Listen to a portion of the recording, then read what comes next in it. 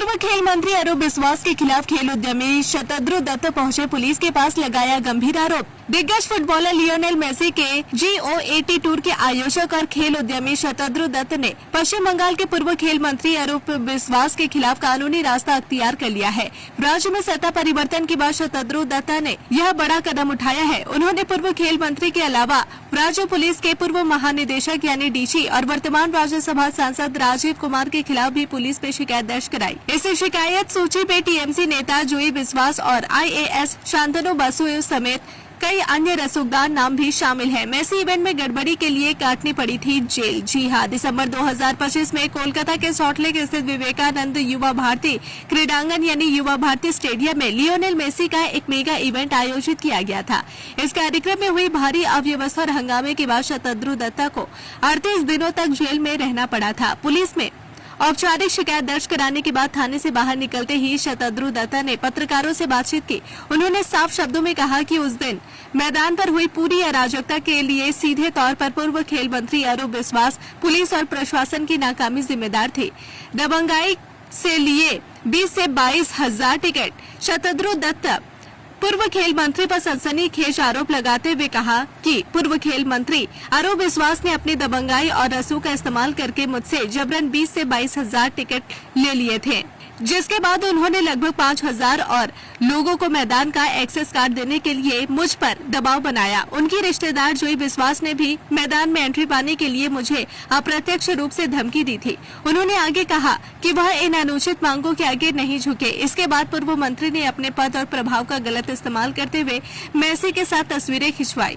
शतद्रु दत्ता के अनुसार मेसी के इस इवेंट के मुख्य शो फ्लोर पर अरूप बिस्वास को रहने की अनुमति नहीं थी और न ही उनके परिवार के सदस्यों को मेसी के साथ तस्वीरें खिंचवाने का कोई अधिकार था। उन्होंने आरोप लगाया कि सत्ता के दुरुपयोग के कारण मैदान में जरूरत से ज्यादा लोग घुस गए, जिस वजह से मोटी रकम देकर टिकट खरीदने वाले आम दर्शक मेसी को ठीक से देख भी नहीं पाए। दत्ता ने यह भी खुलासा किया कि बंद मुताबिक एक्सेस कार्ड न मिलने पर अरूप बिस्वास ने उन्हें देख लेने की धमकी दी थी। खेल उद्यमी ने स्पष्ट किया है कि वे इस मामले को यही नहीं छोड़ेंगे और आने वाले दिनों में कुछ वरिष्ठ और नौकरशाहों यानी ब्यूरोक्रेट्स समेत कई अन्य लोगों के खिलाफ भी अदालत में मामला दर्ज कराएंगे।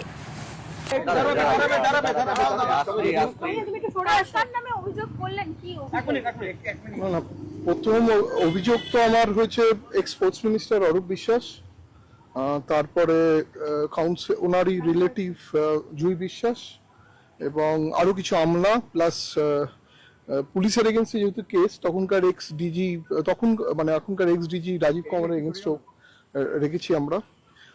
প্রথম তো মাঠে ইন্ট্রুশনের জন্য আমরা দিয়েছি। সেকেন্ডলি যে উনি যে গায়ে জড়ি করে আমার থেকে 20-22 হাজার টাকা 22,000 টিকিট নিয়েছিলেন, আমার মনে হয় উনি সেই টিকিটগুলো হয়তো কোথাও বিক্রি করেছেন, এটাও আমার মনে হয়। প্লাস আরও উনি আমাকে অনেক 5-10 হাজার টিকিটের জন্য আমাকে হুমকি দিয়েছিলেন, শুধু টিকিটের জন্য না, প্লাস অ্যাক্সেস কার্ডের জন্য আমাকে হুমকি দিয়েছিলেন স্পোর্টস মিনিস্টার অরূপ বিশ্বাস।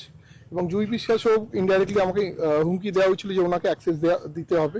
আমি সেটা রাজি হইনি বলে উনি লাস্টে মন্ত্রীর ইনফ্লুয়েন্স খাটিয়ে উনি মাঠে ঢুকেছিলেন। আপনারা এটা জানবেন না, জুই বিশ্বাস এবং ওনার জুই বিশ্বাসের অ্যাক্সেস কার্ড মাঠে ছিল না, উনি ঢুকে শুধু মাঠে ঢোকেননি, উনি ফটোও তুলেছেন।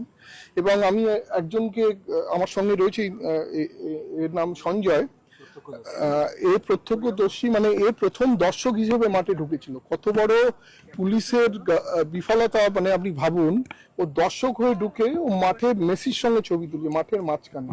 তার মানে বোঝা যাচ্ছে একটা Z+ আর Z ক্যাটাগরি সিকিউরিটিতে একটা দর্শক সে মাঠে ঢুকে গিয়ে মেসির সঙ্গে ছবি তুলেছে।